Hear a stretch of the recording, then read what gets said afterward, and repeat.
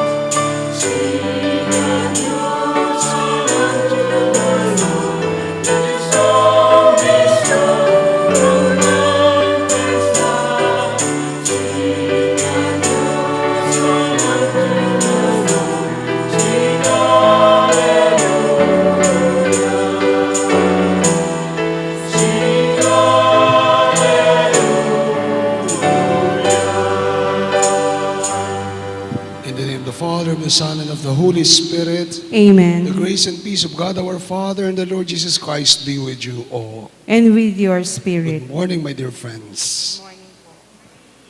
We offer this Mass as a thanksgiving for the birthday thanksgiving of Ate Cynthia Sagum, our PPC President, and Ryan Andre Bargasa, one of our cameramen, our media. Palakpakan po natin. Happy birthday, Ate Cynthia. Ay pakain po siya pagkatapos nito sa Jollibee. Okay. We also offer this Mass for the special intentions of Maria Cristina Gases, Leia Villaroman. Says special intentions of Prime Group, Mayor June Ingente Tanco, Karen Miranda Chanda, and Tam Beltran, Kike Naira Bautista, Marites de la Cruz, Orlando de la Cruz, Christian Carmela, Katrina Balido, Maricor Macarubo, Dr. William Lim, Dr. Angelito Medina, Dr. Guillermo Baroa, Dr. Alvin Balatbat, for all our medical frontliners, doctors, nurses, and medical staff who have been fighting COVID in the hospitals. We pray for the special intentions of Kabigting sisters, Sister Daisy Diaz, Boy Pax and Tita Gonzalez. We pray for the special intention, for the safe travel of Bianca, Bernard, and Kaysen Kabigting. We pray for the birthday thanksgiving of Hinch Tiksay. We pray for healing for Louis Angelo Mariano, Juan Gonzalez. And we remember our dearly departed, especially Mercy, Crescencia, Mina Marie, China May, Edgardo Sr., Juana, Librada, Camela, Maria, Consolacion, Lorena, Alfredo, Guillermo, Aurelia, Digna, Oscar, Reynaldo, George, Brido, Maurino, and Marietta. My dear friends, for us to be worthy to celebrate these sacred mysteries, we call to mind our sins and ask the Lord for His pardon and mercy.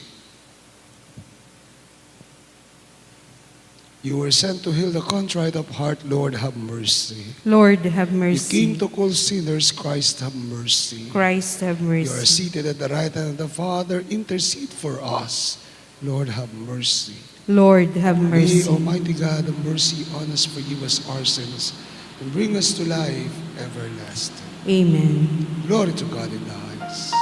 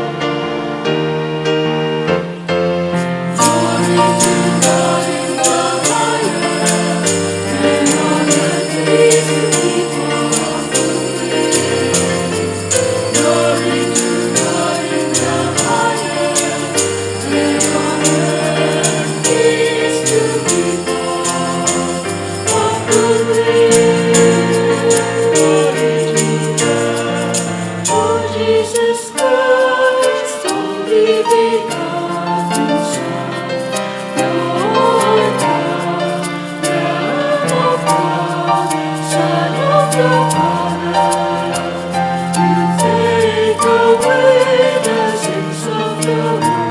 Have mercy on us. You take away the sins of the world. Receive our prayer. You are seated at the right hand of the Father. Have mercy on us. Glory to God in the highest, and on earth peace to people of good will. Glory to God in the highest, and on earth peace to people of good will.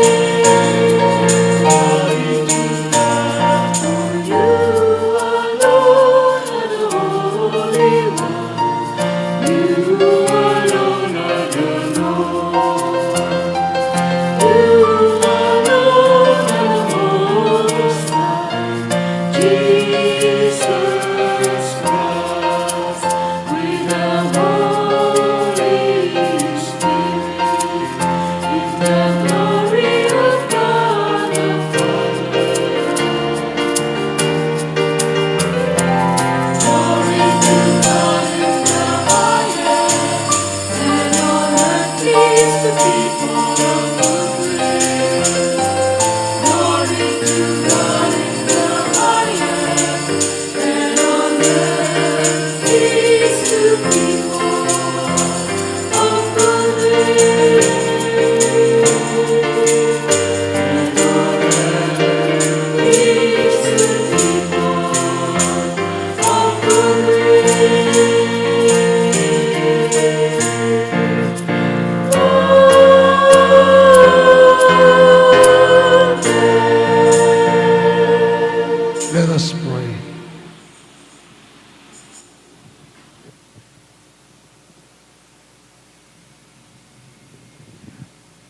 God of might, giver of every good gift, put into our hearts the love of your name, so that by deepening our sense of reverence, you may nurture in us what is good, and by your watchful care, keep safe what you have nurtured through our Lord Jesus Christ, your Son, who lives and reigns with you in the unity of the Holy Spirit, one God, forever and ever. Amen. Please be seated.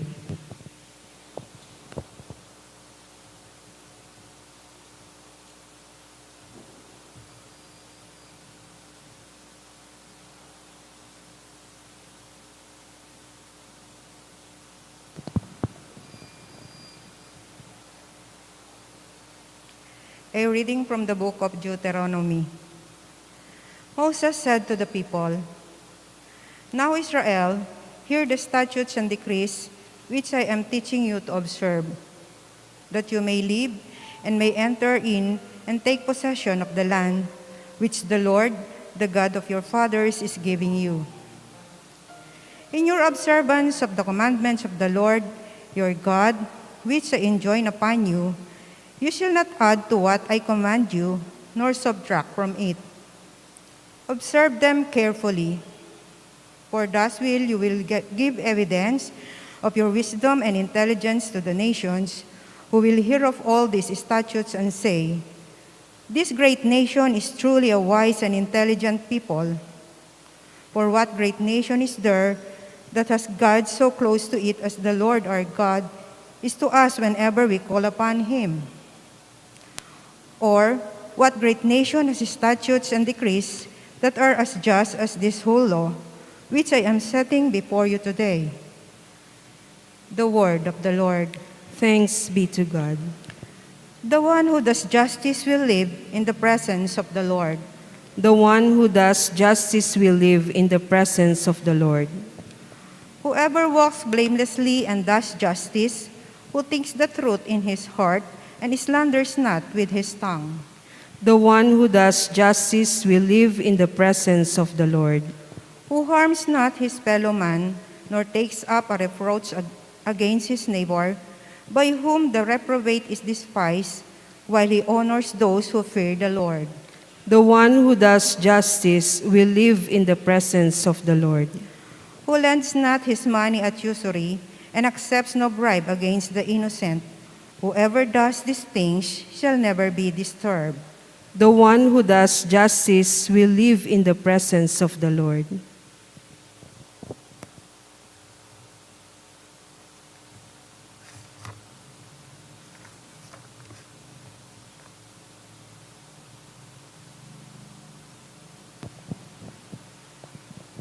A reading from the letter of St. James. Dearest brothers and sisters, all good giving and every perfect gift is from above, coming down from the Father of lights, with whom there is no alteration or shadow caused by change. He willed to give us birth by the word of truth, that we may be a kind of first fruits of his creatures. Humbly welcome the word that has been planted in you and is able to save your souls. Be doers of the word and not hearers only, deluding yourselves. Religion that is pure and undefiled before God and the Father is this: to care for orphans and widows in their affliction, and to keep oneself unstained of the world. The word of the Lord. Thanks be to God. Please rise to honor the gospel.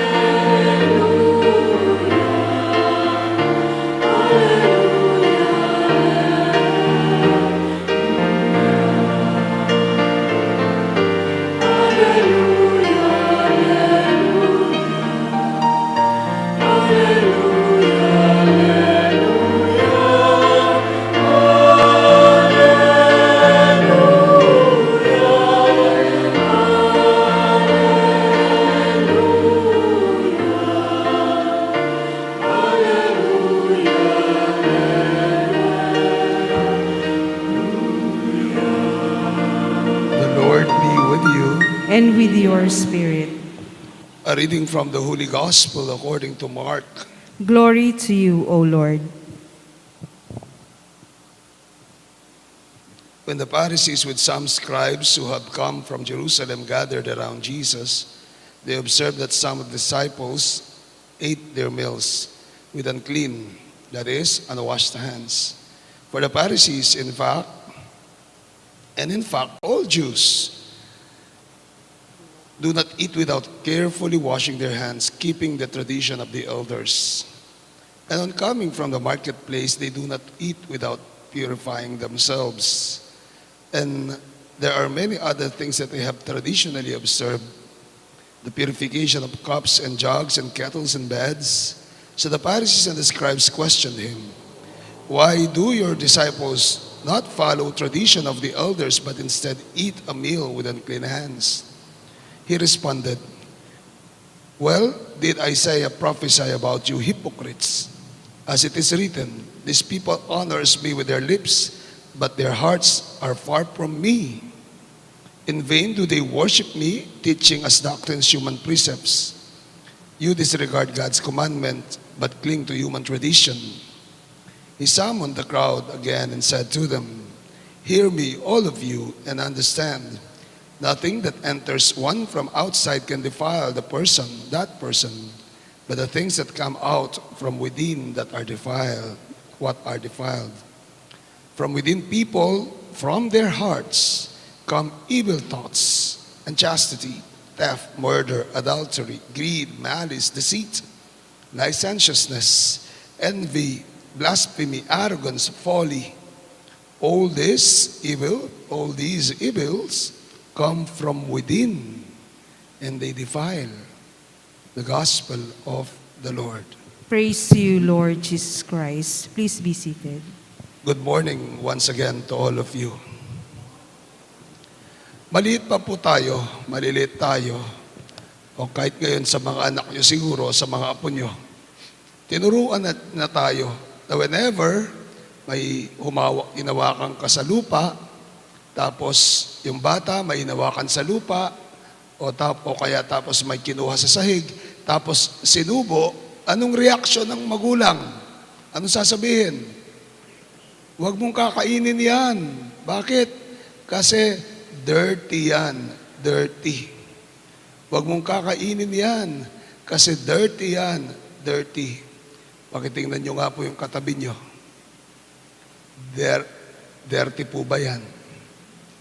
Huwag niyong tabihan yan. Kasi dirty yan. Dirty yan. Di po ba?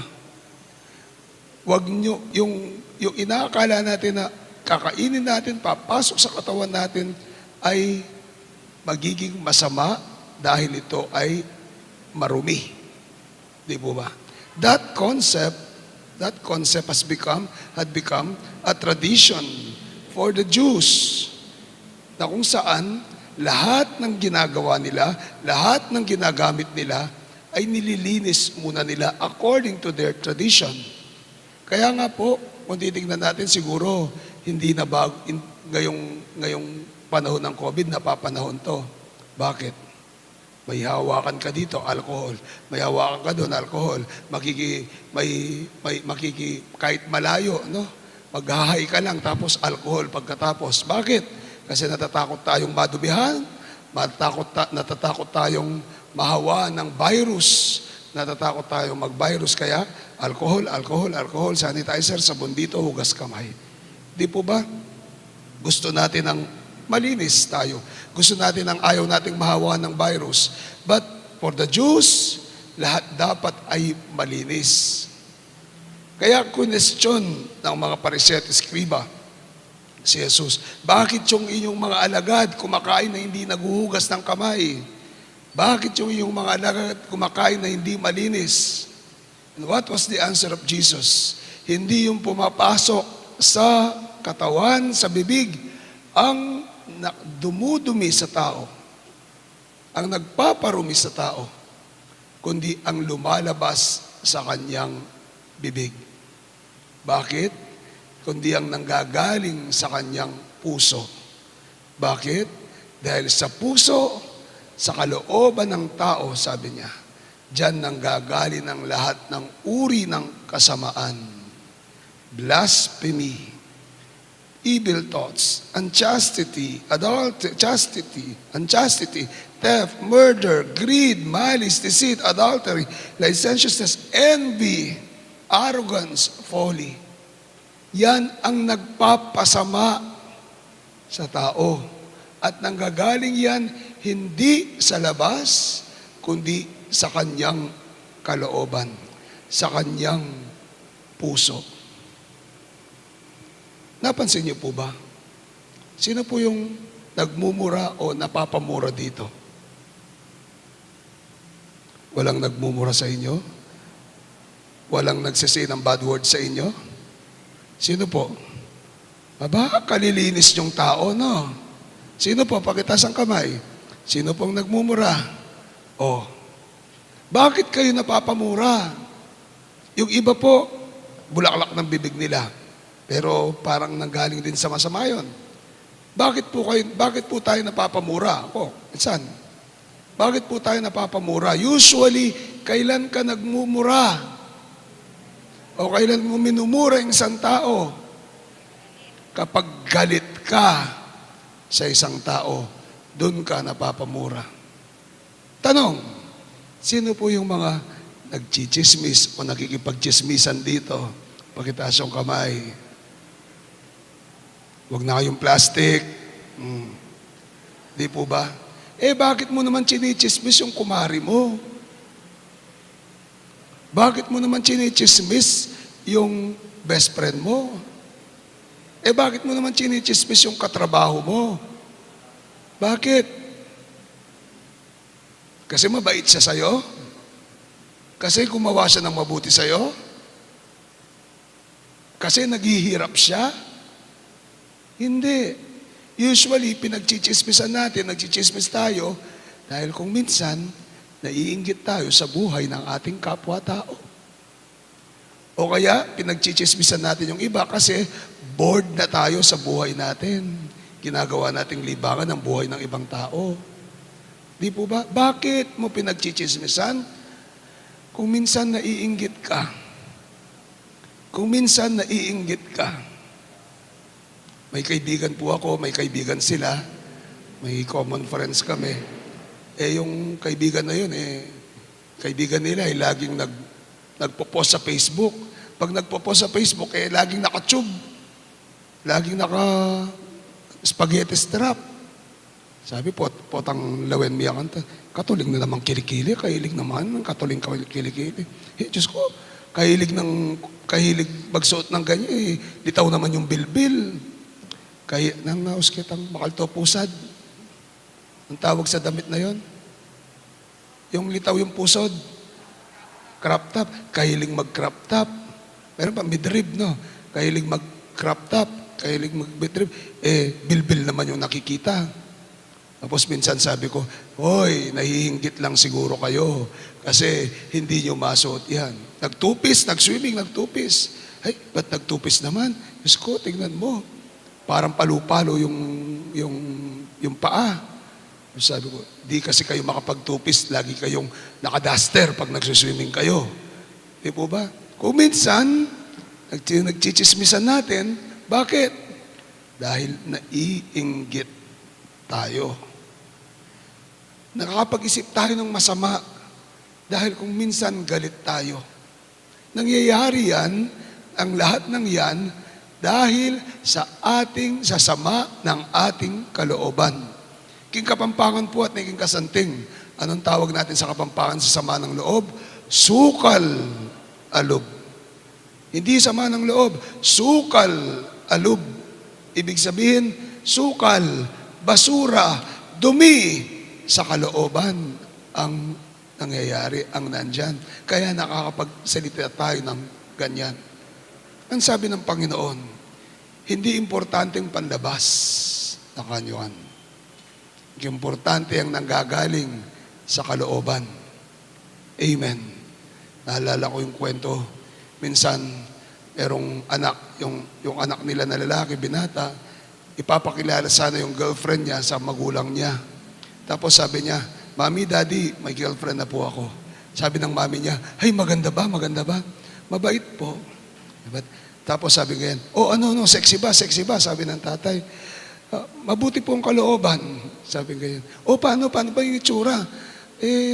Magalang po. Sabi ngayon, o balo yun na kanta. Pero minahal niya, hindi dahil sa panlabas niyang itsura, hindi dahil sa kalinisan ng kanyang itsura, kundi sa kanyang kalooban.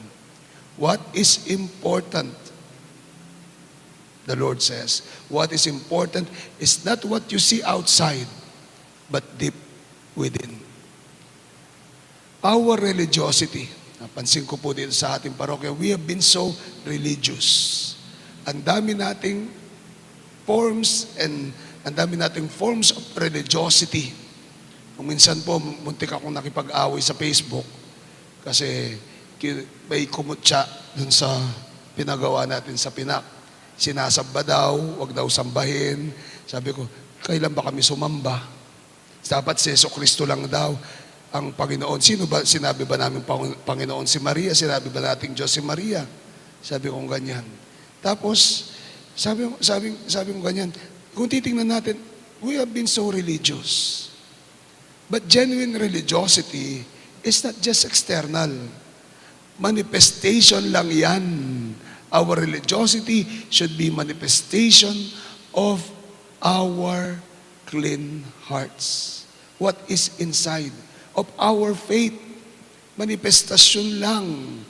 Ang mga yan ay paglalarawan ng ating pananampalataya at debosyon. Pero higit sa lahat, ang ating religiosity ay isang pagpapahayag ng ating kalooban, ng kalinisan ng ating kalooban. St. James, in the second reading, would tell us, religion that is pure and undefiled before the Lord and the Father is this. This is pure religion, to take care for orphans and widows in their affliction, and to keep oneself unstained from the world. Ibig sabihin, religiosity, religion is about doing good to our fellow men. It's manifesting our faith through the goodness that we extend to one another. Ang tunay na reliyon, our genuine religiosity is kapag tayo ay ipinakita natin ang kabutihan na ating loob dahil yun ay bunga ng ating pananampalataya. Amen. Minsan po, may nag-post sa Facebook, sabi niya, we don't need religion. Our faith in God suffices. We don't need religion. Yun daw lang makilala si Kristo ay sapat na. Sabi ko, sapat na ang makilala kay Kristo, makilala si Kristo? Oo. Pagkatapos nun, ano? Gaganon-ganon ka lang? Praise the Lord ka lang? Sapat na makilala si Kristo? Opo. Sapat na makilala si Kristo. Pero dapat isabuhay si Kristo. Dapat isabuhay sa ating buhay si Kristo. At paano yon? We do that through the practice of our religion. And genuine religion, sabi nga ni Santiago sa kanyang sulat, is when we go out to help those who are in need. Is when we manifest our faith through the goodness that we do to our fellow men.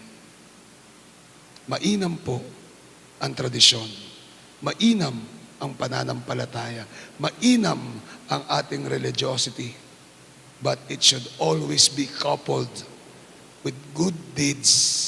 Dahil yun po, ang mabuting paggawa ay bunga ng ating kabanalan, bunga ng ating religiosity, bunga ng ating pananampalataya sa Diyos. Amen. Amen. I believe in God, the Father Almighty, Creator of heaven and earth, and in Jesus Christ, of His only Son, our Lord, was conceived by the power of the Holy Spirit, born of the Virgin Mary, suffered under Pontius Pilate, was crucified, died, and was buried. He descended from the dead. On the third day he rose again. Altogether, He ascended into heaven, and is seated at the right hand of God, the Father Almighty. From there he will come again to judge the living and the dead. Tayong lahat po, I I believe in the Holy Spirit, the Holy Catholic Church, the communion of saints, the forgiveness of sins, the resurrection of the body, and life everlasting. Amen. Hear us, O loving Father. Hear us, O loving Father.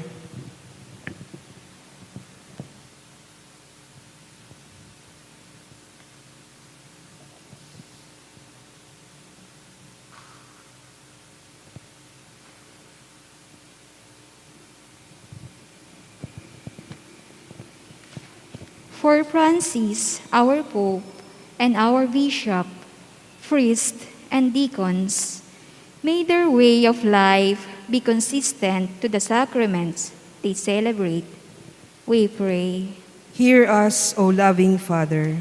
For the leaders of our nation, may they put an end to the spread of deceit, hatred, blasphemy, and killings, and may they promote and protect the dignity of the poor and the marginalized.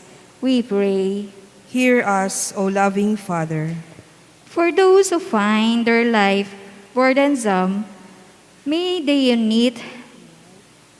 unite their sufferings and pains with Jesus and be comforted by their families and communities. We pray. Hear us, O loving Father. For all of us gathered, may we truly offer our whole mind and heart to the Lord as part of our true worship. We Hear pray. us, O loving Father. For our beloved dead, may the Lord show them great care and raise them up to eternal life. We pray. Hear us, O loving Father. We pray in a special way for the whole world, for peace, especially in Afghanistan.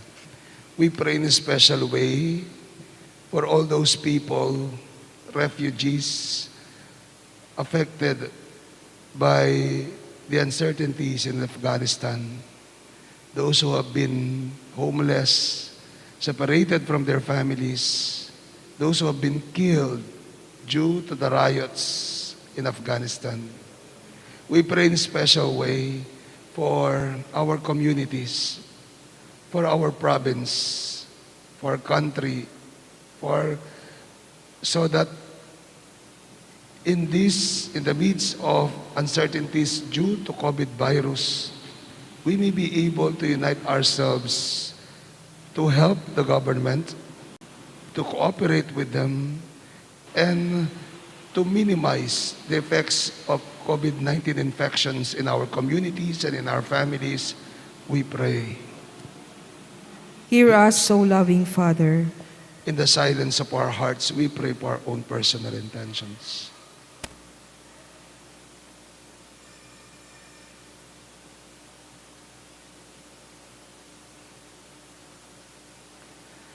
God our Father, hear our prayers.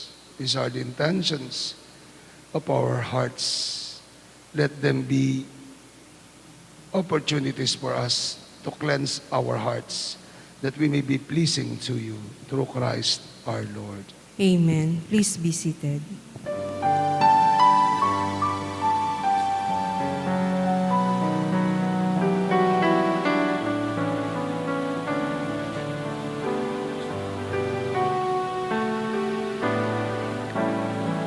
Testify the gifts we bring to you. Bounty of the earth received and blue. Take and bless the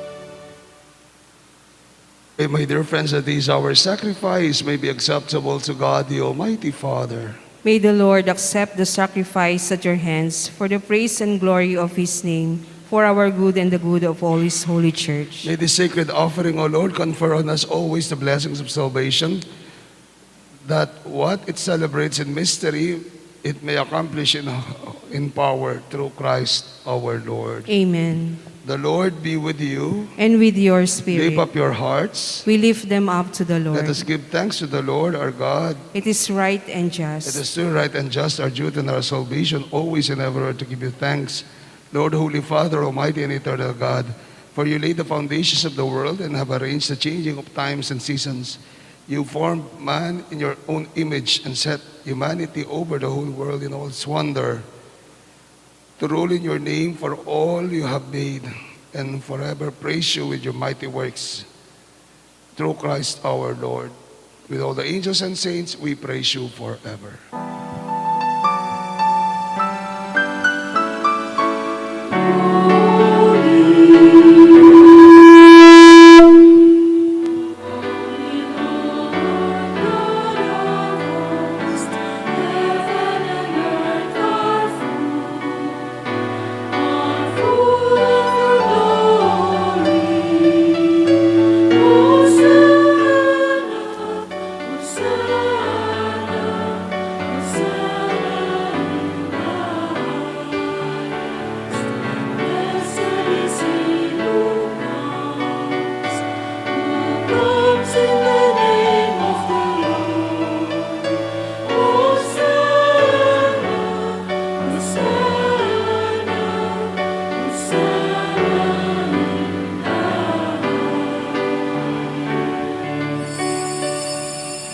You are indeed holy, O Lord, the fount of all holiness, and make holy therefore these gifts, we pray. But send out your Spirit upon them like the dewfall, that they may become for us the body and blood of our Lord Jesus Christ. At the time he was betrayed and entered willingly into his passion, he took bread and giving thanks, broke it, gave it to his friends, saying, "Take this, all of you, and eat of it, for this is my body, which will be given up for you."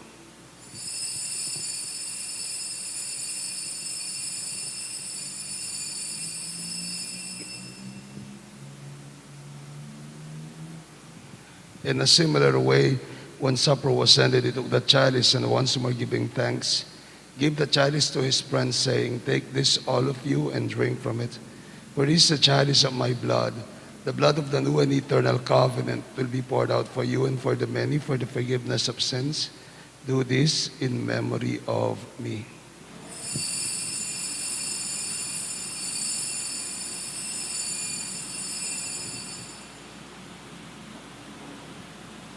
The mystery of faith.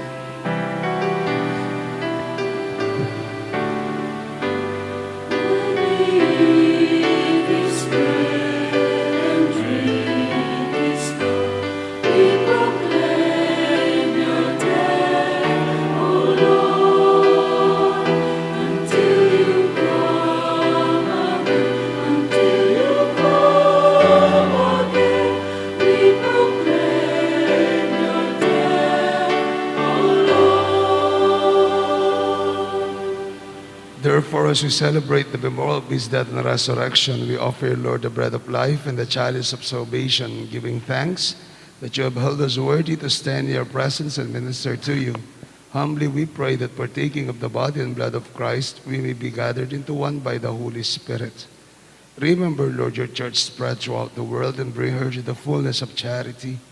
Together with Francis, our Pope, Florentino, our Archbishop Paciano is Emeritus, and all the bishops with the clergy and your children whom you have gathered here before your altar.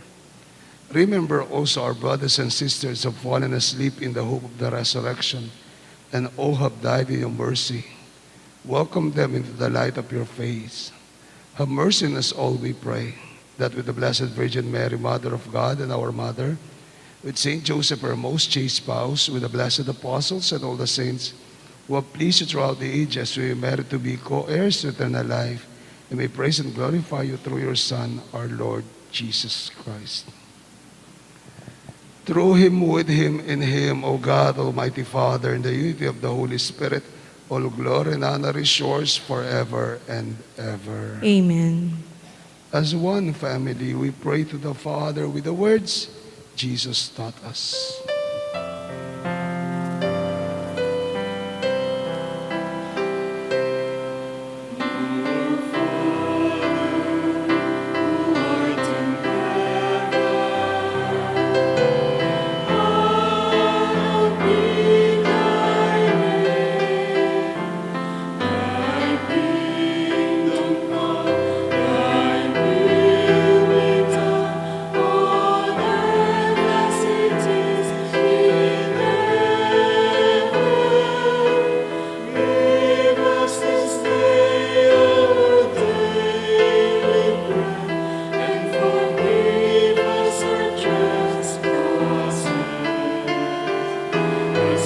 Forgive those who trespass against us, and lead us not into temptation,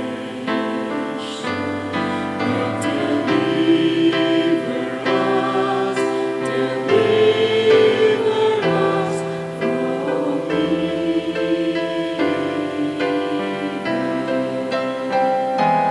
For the kingdom, the power, and the glory are yours now and forever.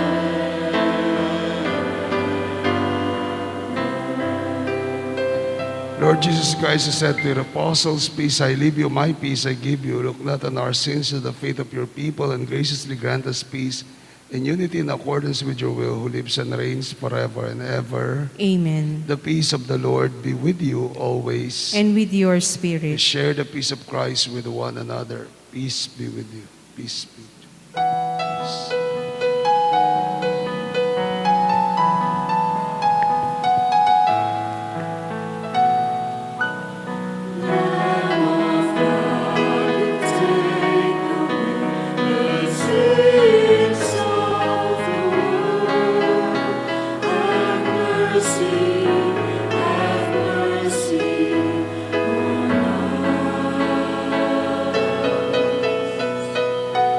Lamb of God, you take away the sins of the world.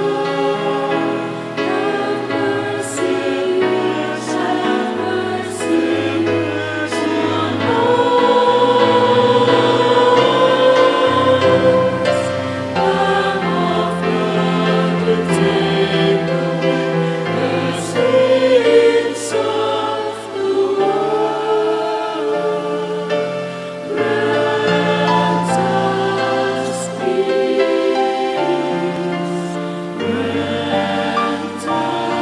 Have mercy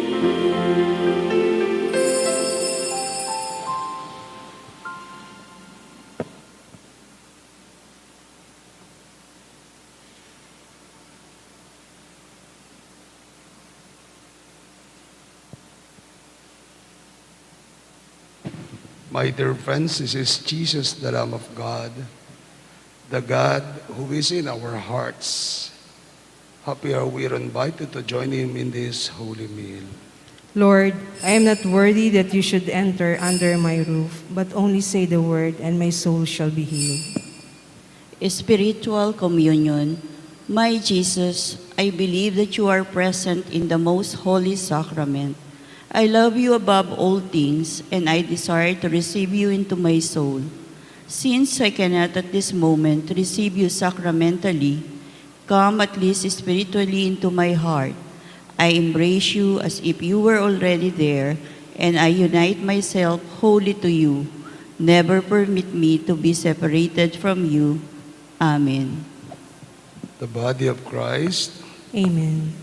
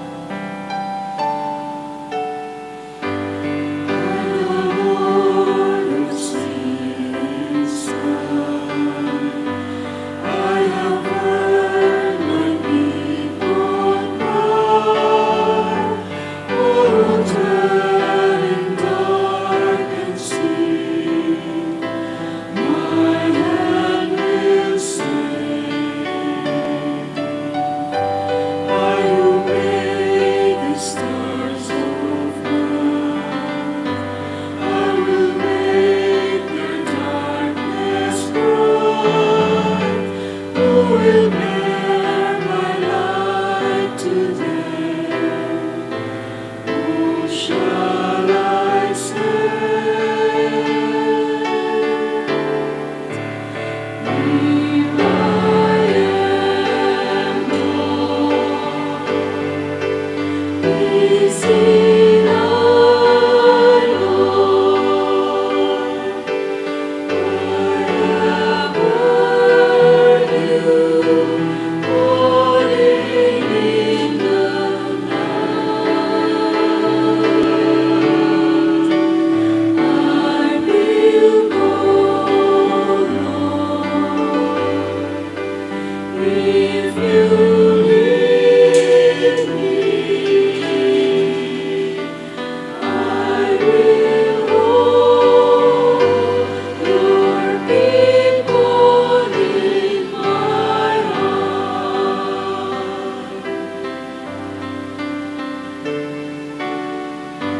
By the Lord of radiant flame, I will tend the poor and lame. I will set a feast for them. My hand will sing.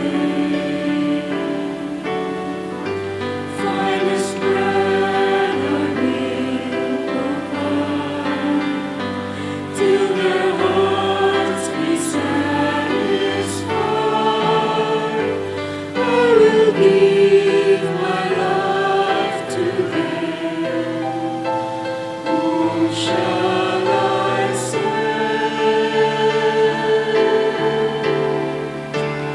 Here I am, Lord. Is it I, Lord?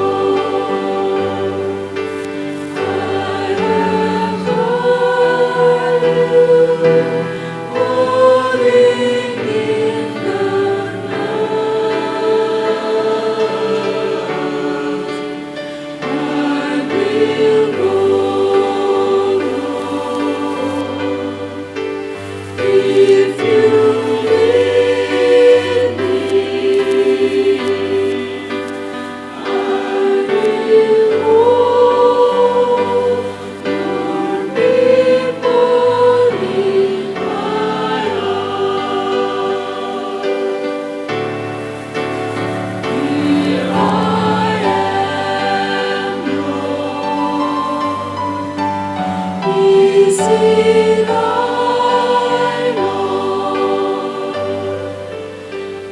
I have heard you calling in the night. I will go, Lord, if you lead me. I will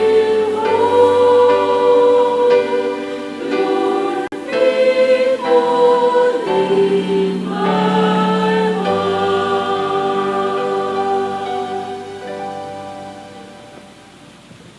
Please kneel. Oratio Imperata for protection against the COVID-19 virus. Merciful and compassionate Father, we come to you in our need to seek your protection against the COVID-19 virus that has disturbed and even claimed lives. We ask you now to look upon us with love and by your healing hand, dispel the fear of sickness and death, restore our hope, and strengthen our faith. We pray that you guide the people tasked to find cures for this disease and to stem its transmission. We thank you for the vaccines developed, made by your possible guiding hands. Bless our efforts to use these vaccines to end the pandemic in our country. We pray for our health workers that they may minister to the sick with competence and compassion. Grant them health in mind and body, strength in their commitment, protection from the disease. We pray for those afflicted. May they be restored to health. Protect those who care for them. Grant eternal rest to those who have died. give us the grace in these trying times to work for the good of all and to help those in need. May our concern and compassion for each other see us through this crisis and lead us to conversion and holiness. Grant all these through our Lord Jesus Christ, your Son who lives and reigns with you in the unity of the Holy Spirit, God forever and ever. Amen. We fly your protection, O Holy Mother of God. Do not despise our petition in our necessities, but deliver us always from all dangers. O glorious and blessed Virgin. Amen. Saint Joseph, Pray for us. Saint Raphael the Archangel, Pray for us. Saint Roch, Pray for us. Saint Lorenzo Ruiz, Pray for us. Saint Peter Calungsod, Pray for us. Saint Paul II, Pray for us. Saint Teresa of Calcutta, Pray for us. Saint Pio of Pietrelcina, Pray for us. Saint Serapion, Pray for us. Saint Peter Nolasco, Pray for us. our Mother and Patroness Nuestra Señora de la Merced, Pray for us.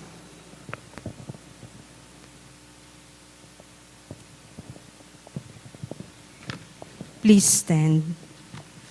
Let us pray.